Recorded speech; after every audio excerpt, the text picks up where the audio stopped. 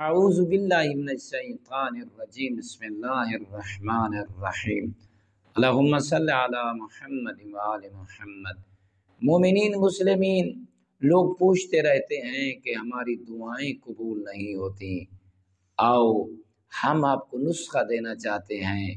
رسول اعظم صلی اللہ علیہ وآلہ وسلم ارشاد فرماتے ہیں اگر کوئی چاہتا ہے کہ اس کی دعائیں اللہ کی بارگاہ میں رد نہ ہوں بلکہ قبول ہو جائیں، منظور ہو جائیں، تو اسے چاہیے آذان اور اقامت کے درمیان اللہ کی بارگاہ میں مناجات کرے، اللہ سے دعا مانگے۔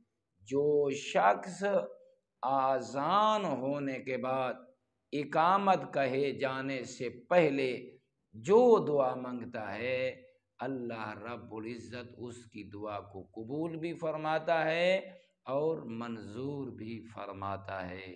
والحمد للہ رب العالمین۔